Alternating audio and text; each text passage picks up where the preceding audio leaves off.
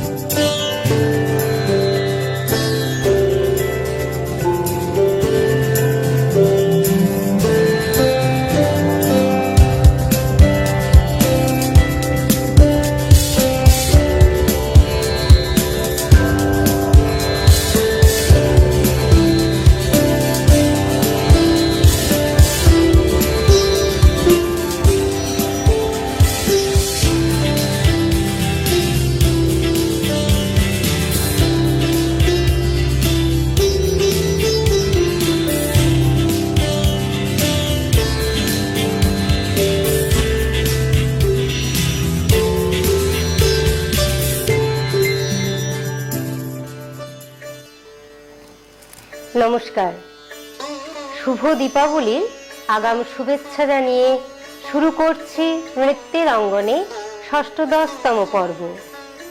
আজকের পর্বে শাস্ত্রীয় নৃত্য মণিপুরী। আমাদের সাথে আছেন ত্রিপুরা থেকে সুকান্ত কুমার সাহা। ডি বাংলা টিভির পক্ষ থেকে শিল্পীকে জানাই অজস্র ধন্যবাদ ও কৃতজ্ঞতা। আমরা এখন চলে যাব শিল্পীর কাছে।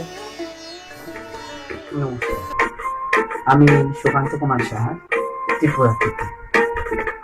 মেঘমল্লার আয়োজিত ডি চ্যানেলের এই নৃত্য অনুষ্ঠানে আমি অংশগ্রহণ করতে পেরে খুবই আনন্দিত এবং প্রফুল্লিত।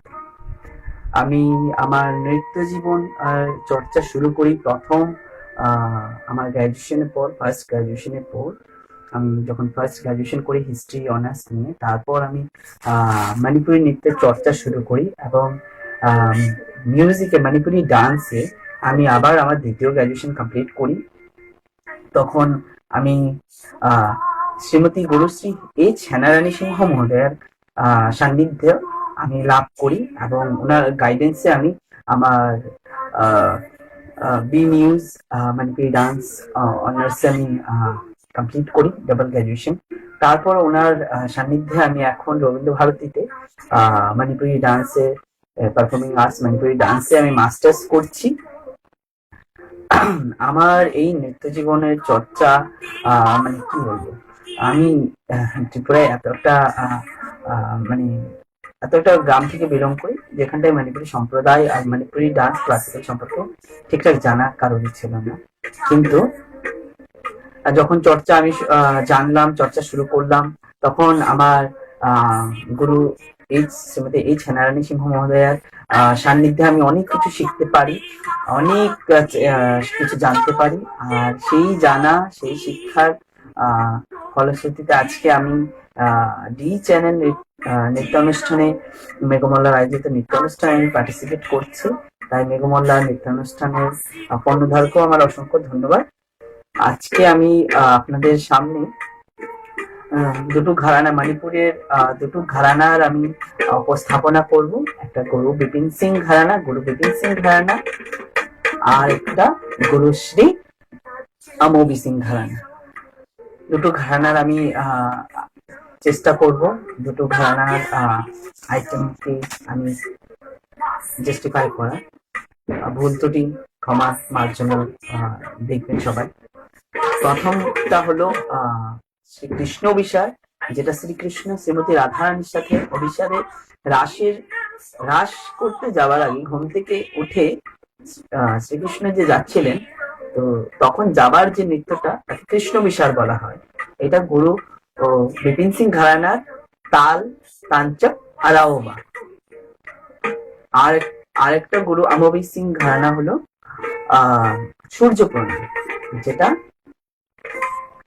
সূর্যদেবের উদ্দেশ্যে করা, সেটা সূর্য প্রণাম বলা হয় বা সূর্য বন্দনা বলা হয়। অন্যান্য স্টাইলে, অন্যান্য যে ক্লাসিক্যাল ফর্মগুলো আছে সেখানে সূর্য বন্দনাও বলা হয়। তো আশা করি আপনাদের সবার ভালো লাগবে। নমস্কার, খুলুন। বসন্তা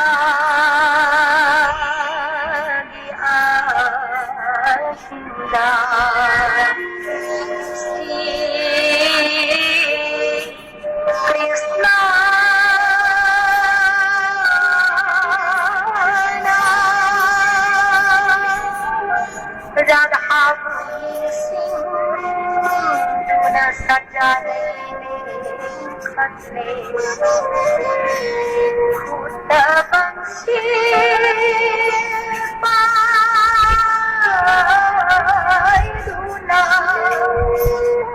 उनसे लंबी पागले